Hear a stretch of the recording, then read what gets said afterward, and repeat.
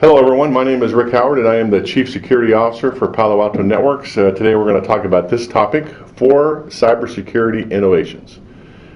If you've read the news at all or kept your head out of the dumpster, okay, you know that the news has been pretty bad for information assurance professionals. Pretty much everybody's been breached and nothing we do can keep the bad guys out.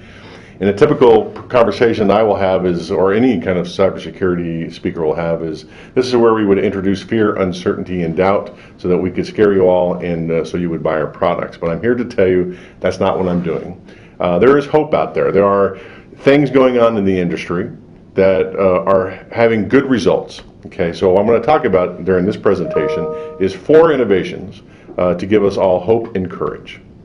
And the first one is the cybersecurity community is transforming their old incident response teams into intelligence teams. They're taking away that old school mentality where we used to draw this giant electronic wall around our perimeter, okay, and they're moving to a different model called the kill chain and indicators of compromise sets, and we will talk about that further along in this presentation.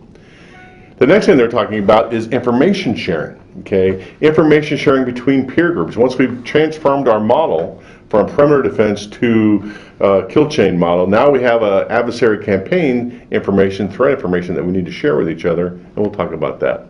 And the 4th innovation is really a transition and realization that the old stateful inspection firewall that's been around for many, many years doesn't really work. That old blocking of ports and IP addresses and protocols just hasn't worked in a long time. And I have this old customer I talked to a month or 2 ago in Japan. In their perimeter firewall, they have 70,000 rules in that firewall. And I said, you know, you don't really have a firewall anymore, you have a router. And that's pretty much the state of the industry out there. We don't really know what's going on with our perimeter firewalls.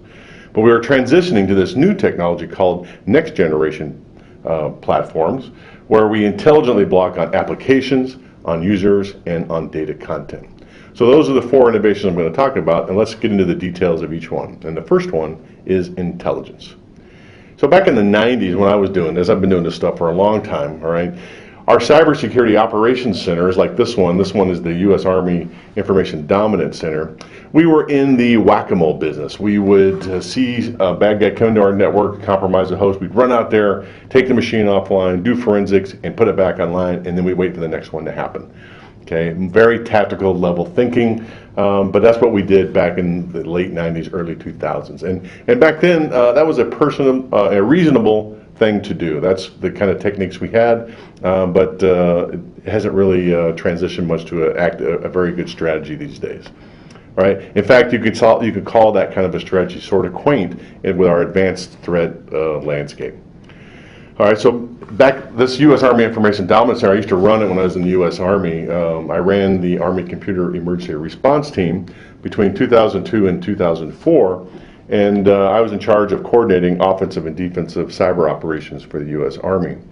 And back then, we didn't really know what the Information Dominance Center was going to be, but we knew we did not want it to be a cubicle city where Dilbert and his crew would hang out. So the designer of the place that was going to be the Information Dominance Center said, you know what, I need something better than Cubicle City. So if you take a look at this thing, does it remind you of anything? Any sci-fi geeks out there? Yes, indeed, it looks very much like the bridge of the USS Enterprise, and that's what we did. The guy that designed the space said, you know what, I don't want it to be Cubicle City. I'm going to fly out to Paramount Studios and ask them if I could build the bridge of the USS Enterprise in our U.S. Army Information Dominance Center. And they said, no, that's copyrighted, but we'll give you the designer, and this is what they gave us. Notice it looks very much like the Enterprise. It has a captain's chair. It has a raised platform for where Worf would stand. And in the back there, you see a conference room with glass doors that open and close automatically. And I'm not making this up. It had the sound effect, the open and close that you would see in a regular Star Trek movie. It was awesome to work there. So back then, in the late 90s, early 2000s, that's what we did. We played whack-a-mole with the adversary. But what's happened is that the bad guy, he has transitioned. He is getting better at his craft, and he's having lots of success. Whereas the white hats, the defenders of the network, we're still thinking old school. It's like we invented this technology where we build this electronic wall around our perimeter. And we designed it to keep the infantry and the cavalry out of our networks. But what the The bad guys have done is they have upgraded to Hellfire missiles with drone kind of technology. So the chances of that working, our defenses working against that technology, not very likely.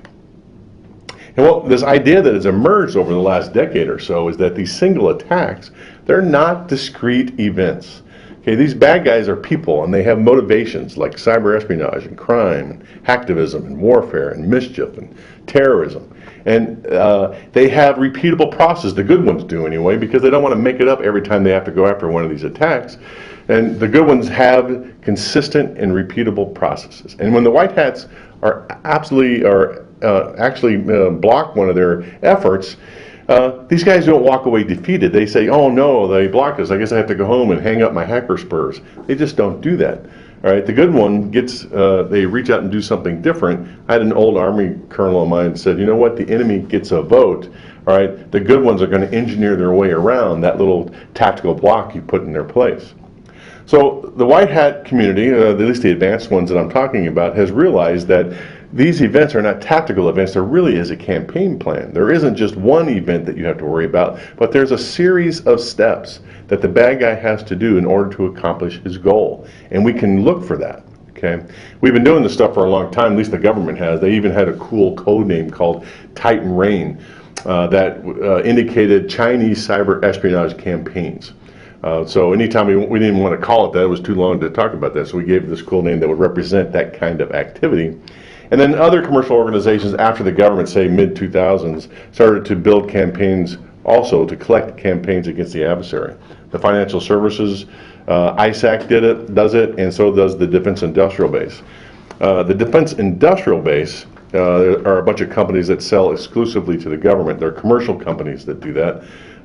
They sell services and goods, companies like Lockheed Martin, Raytheon, and those kinds of folks. So the government does it. We've been doing it since Titan Rain back in the early aughts, and then the two commercial groups do it too, the financial sector, ISAC, and the Defense Industrial Base. The rest of us are playing catch up. So in the future, I'm looking for this transition that the rest of us are going to do, transforming our incident management teams to look at the aggregate and not the individual tactical thing. We are going to transition our old incident response teams into intelligence teams. We're going to think about not the tactical thing, we're going to think strategically and put together those adversary campaigns.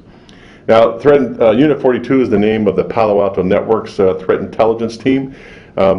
Anybody read Hitchhiker's Guide to the Galaxy, you may guess that's where we get the number. If you are a sci-fi geek, you'll know what I'm talking about, but there is a running gag in the book where this computer was set to answer the question, what is the answer to the life, the universe, and everything? And after a gazillion years of chugging on that one question, it was ready to make the answer, so everybody in the galaxy was waiting as it spit the answer out, and it finally comes, and the answer is 42. So everybody looks to their left, and everybody looks to their right, and they say, well, what's the question? And the computer says, well, I don't really know, I'll have to calculate that. It'll take probably another bazillion years.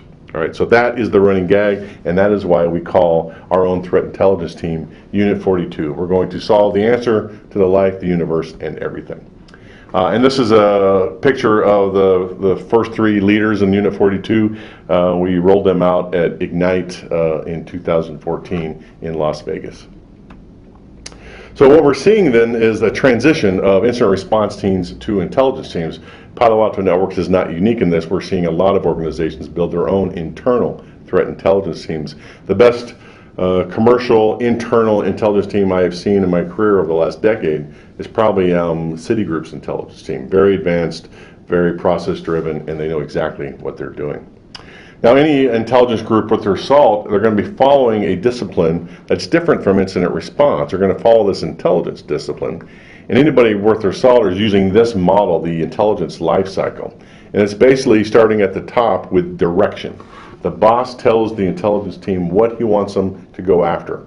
I want to know about our risk to the business. I want to know about Chinese cyber espionage. I want to know about cybercrime. Whatever it is, the boss tells the intelligence team, and that's where the direction comes from. The second stage in the intelligence life cycle is collection. The intelligence team says, in order to answer the question I got from the boss, I have to collect some data. I have my hands on internal data that I have readily access to. There's probably internal data that I can't get to that I might want to need. And then if I still can't answer the question based on internal data, I would seek it out in third-party intelligence services. The next phase is analysis. The analysts in the intelligence group look at that data now and transform it into information that leaders can use to make decisions. So it's no longer raw data, it is now information that business leaders can use to make decisions on how to protect the enterprise. And finally, we have to disseminate that information, those intelligence information reports, into something that the leaders can consume. All right, and there's lots of different ways you can do that. It can be on your iPhone, it can be a written report, it can be a phone call, whatever it is. The threat intelligence team is designing the way to disseminate that to the business leaders of the company. And then it starts all over again. You keep going around and around the circle. It never ends, and that's why it's called the intelligence lifecycle. It wasn't invented here at Palo Alto Networks or even in the cybersecurity space. The first time it was used, that term, the intelligence lifecycle, was after World War II. Two colonels were doing an after-action report for World War II on how intelligence was used, and they came up with the intelligence lifecycle to describe that process. And any threat intelligence team worth its salt is using some form of the threat intelligence and life cycle to do their jobs. Now, you may like what these guys do or not like what these do, depending on your politics, but you have to admit that what they do, they're pretty good at it. So that's what we're seeing in the intelligence this transformation of intelligence. The security community is making that happen. The government have already been there, and there are some commercial organizations that have already built their own intelligence teams. But I suspect that we will see more and more organizations build their own intelligence teams over the next 5 years. And in fact, I just recently attended the Financial Sector ISAC conference that they do, their annual conference every year, and a lot of those organizations are in various stages of building their own intelligence teams. So that's the first innovation. Let's move to the second innovation now, called the kill chain methodology. In the old days, what we used to defend the enterprise is we roll out this term, defense in depth, and the idea is that we would have multiple controls in our network so that if any single control failed, another one would be there to block the adversary if he got that far. And there'd be things like firewalls, intrusion detection systems, intrusion prevention systems, antivirus, and other things like those. And like I said at the beginning of this, those things don't work that well in the aggregate, mostly just speed bumps to the advanced adversary. The industry's been looking for something better for like the last 5 years or so. The thing about these kinds of technologies, they're kind of signature based, and it doesn't make them bad, but they've been around for a long time and the weaknesses are well known by the adversary. And so going back to that model we were talking about, we're trying to defend our old electronic perimeter, okay, with these kind of old outdated methodologies. And it turns out they're very tactical. They're very whack-a-mole, as I said at the beginning of this, and we are not looking at the adversary in the aggregate, what the adversary is trying to accomplish.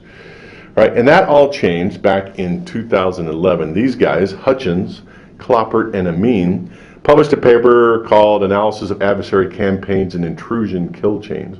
And what they did, they took this idea from the military, that this idea of a kill chain where the bad guy has to do pretty much the same thing to be successful every time he attacks you, right? And they made this assumption during the paper that instead of trying to keep the adversary out of the perimeter, which we all have been doing since I started this back in the early 90s, the idea was that everything we had to keep out, and that's the only thing that we would do. They made the assumption that the bad guy was going to get in. All right, and if you make that assumption, you can rethink about how you defend the enterprise in that model.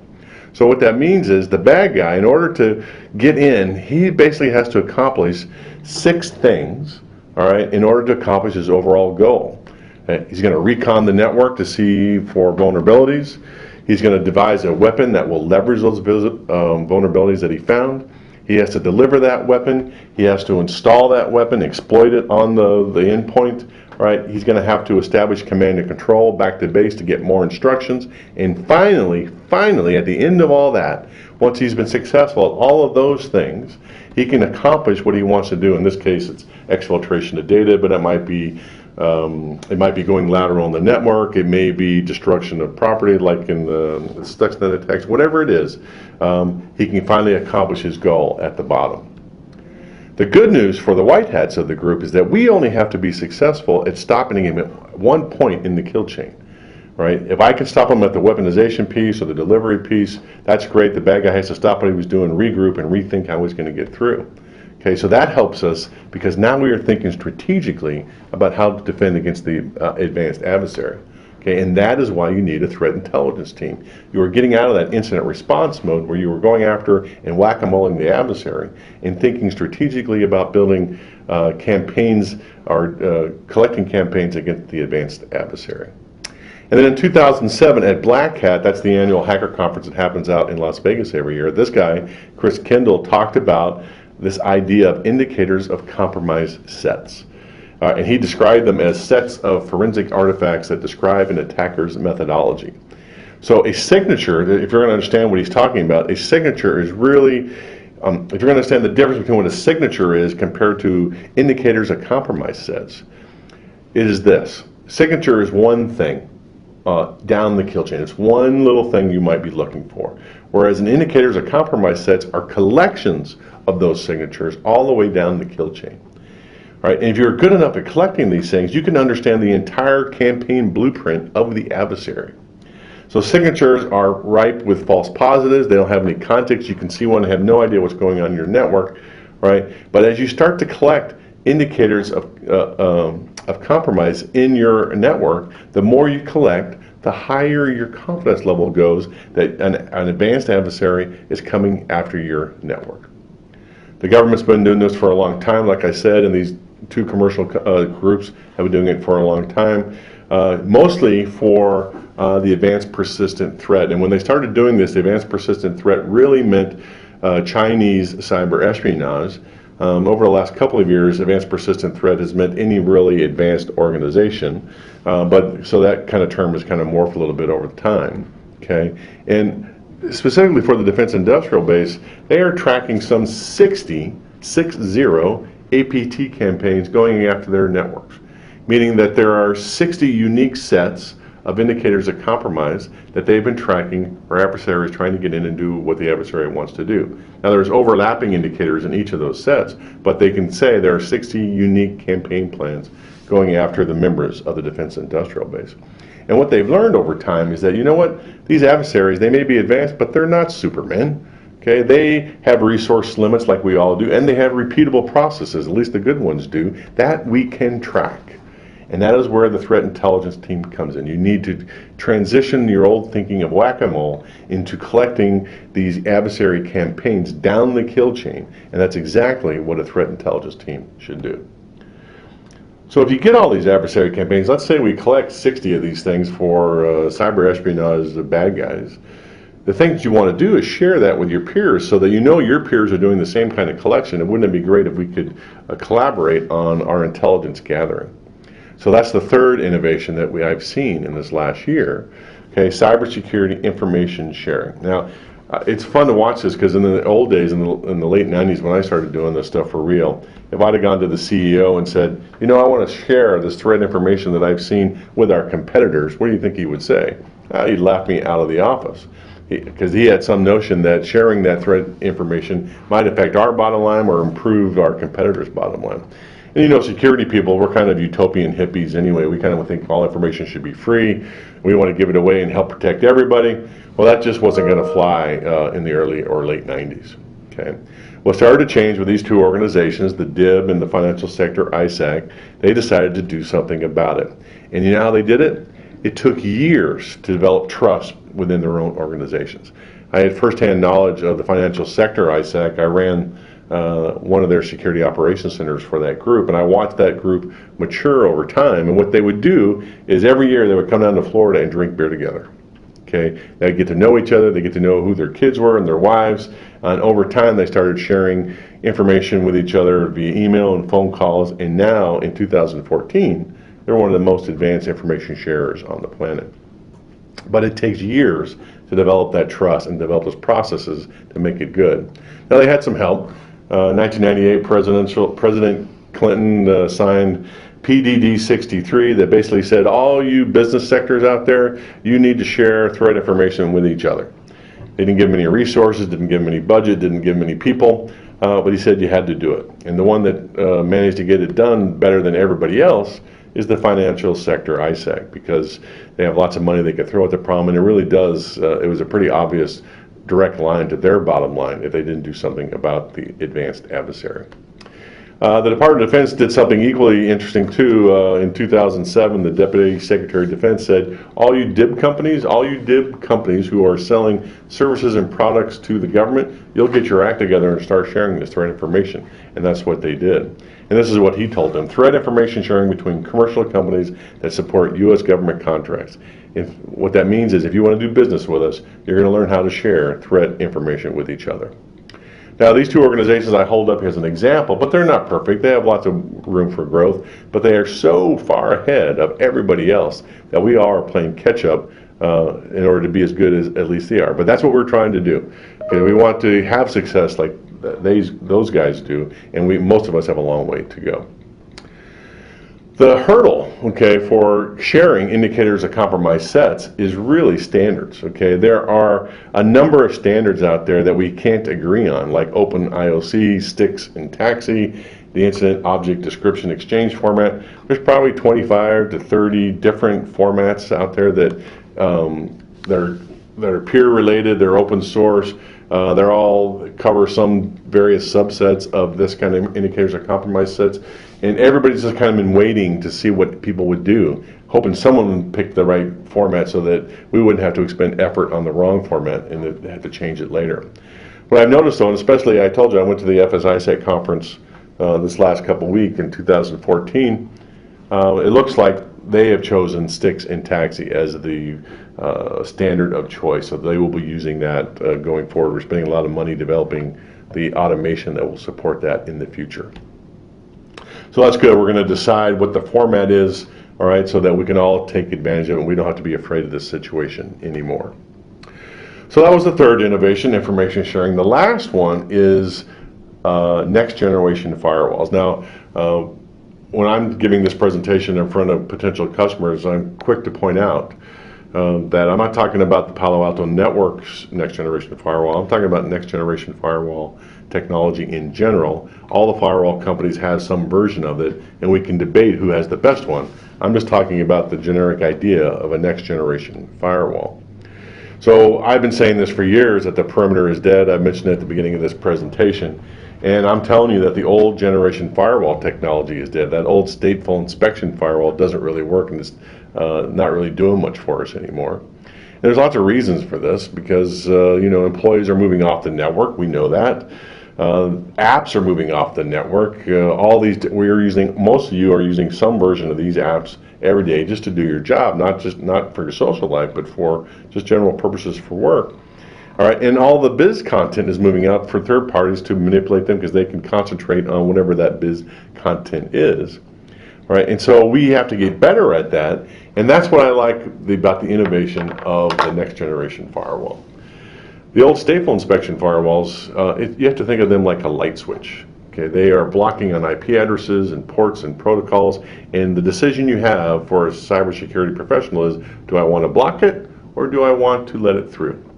All right, and because of all those things I just talked about in the previous slides, all those applications and data that reside off the network, you have to let a lot of those things through the firewall. So you have to turn the light switch off, basically. With a next generation firewall, tying it to applications and the user who's using the application and the actual portion of the application they are using, okay, that gives us a granularity. It's a dial. I can turn it all the way off, I can turn it all the way up, or I can have some portion in the middle. And this is the innovative technology that a next generation firewall is. Right? We can control between users and applications and content. If I am inside my Palo Alto network and I'm using Facebook, the next generation platform knows it's me, Rick Howard, using the application Facebook, and it knows I'm using the chat portion of Facebook to do it. If I have some problem with me using the chat portion but not posting pictures, I can dial that out or dial that in as I need to. So that is kind of the granularity of control that we have with this new technology. So those are the four innovations that I'm talking about. I want to give you some examples of how we use it here in Palo Alto Networks, and we need to understand a little bit more about the kill chain as we do this. Know that as the adversary goes down the kill chain, he's going further and further into our network. In the first half of this, it's really just probing activity, but as he gets deeper into the kill chain, he's actually penetrated the network. So what we do as typical security professionals is we put controls in each of those levels of the kill chain to mitigate the risk. And examples of those are like we might have a firewall at the recon level, a sandboxing technology at the weaponization level, an intrusion prevention system at the delivery stage, a host-based intrusion detection system at the exploitation stage, URL filtering at the command and control stage, and we might have some data loss protection system at the exfiltration stage. And we call all of those things the cybersecurity control stack, right? And our VP of sales calls that the conga line of security vendor solutions. And that's what's happened over the last decade is the solutions that the security community has given the cybersecurity community is one more box to put in that conga line. Firewalls aren't good enough. You need to add an intrusion detection system. Well, that's not really good enough. Let's add an intrusion prevention system. Well, that's not really good enough. Let's add some sandboxing technology and yada, yada, yada, all the way down the conga line.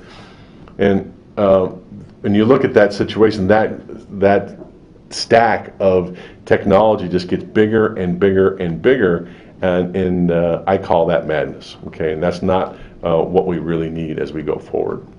So I was worried when I came in and took the job as this chief security officer that we weren't using any of our technology to protect our own enterprise, and I'm here to tell you that is not true. We totally eat our own dog food to protect our enterprise. The Threat Intelligence Team, Unit 42, works for me, the Chief Security Officer, and I work directly for the CEO. That's great. I get pretty clear vision about what he wants us to do. Okay, and as I was telling Mark when I first came on board, we did a top-down review of our cybersecurity posture in conjunction with the CIO and the operational staff and the engineers. And then I'm telling them, here are the adversaries that are most likely to come at your network. And if I'm going to show you which ones are more important than the others, I put them on this risk matrix. On the x-axis is the likelihood that a adversary will try to attack or be successful in attacking our networks. And on the y-axis is, if they do, how serious would it be if they were successful? From everything from very low to material to the business. So we start putting the adversaries on this risk matrix just for Palo Alto Networks. The chances that cybercrime or cyber mischief are going to be successful are almost certain. It's probably going to happen, but even if it does, the risk to the business is pretty low. I mean, it is sad that if I get my credit card information stolen from my corporate laptop, but it probably won't impact the business at all. Hacktivism is for Palo Alto is not very likely to happen, and even if it does, the impact to us is probably not that big. Most people don't. We're not a very public-facing company. We're not a bank, or we don't put news on, or we're not a government facility. So chances that hacktivism will affect us are not that high. Cyber terrorism is unlikely to happen, and if it did, if some cyber terrorist was successful in destroying critical infrastructure, and they did it by bypassing or destroying some of our equipment, that could be significant to the business if it happened. It's unlikely that it will happen, but it could be significant. Cyber warfare, like a Stuxnet kind of an attack, it's very remote that it would happen to us. But if the adversary did that and it was found that our equipment was what was used to make the destruction or help with the destruction, then it could be serious to the business. That's a remote possibility, but if it happened, it could be serious. But the one threat we need to worry about in Palo Alto Networks is cyber espionage. It's almost certain that bad guys will try to get in here because of our intellectual property and because we are deployed in a lot of different customer bases. And we have a supply chain problem that we have to monitor because we are a hardware manufacturer. It's one of the known vectors that Chinese cyber espionage at least will know to try to break into a commercial network. So as we briefed this slide to Mark, as we did the top-down review, we're saying to him that cyber espionage is the threat that he needs to worry about. So how do we protect ourselves against the cyber espionage threat? This is the kill chain again, this time vertically. At the top there are the probing activities, at the bottom are the penetration activities. Across the top are the technologies that the Palo Alto Networks platform provide to us, and if you go down the kill chain, you can see where we are protected. So recon, we're getting protection from the intrusion prevention system. The weaponization piece, our wildfire technology will help us find those. For delivery, we can see delivery in lots of different places, app ID, user ID, and content ID with the IPS and URL filtering. Exploitation we can see with wildfire and maybe the IPS. I didn't have it on here, but maybe the IPS. Command and control, we're seeing that stuff across the board on every one of our technologies. And exfiltration is the same. We can see adversaries trying to do that. So I feel fairly protected using our own in-house technology to protect our enterprise. This is an example of our high-level network diagram. 16 locations around the world, 2 data centers, 4 in Asia, 5 in Europe, and 7 in the US, all using Palo Alto Networks technology to protect the enterprise. So in conclusion, I told you that there's a lot of bad news out there, that information assurance practitioners are not really doing their job, but there is hope that there are advanced organizations out there that are doing good things and protecting their enterprise, and there are 4 innovations that we should pay attention to.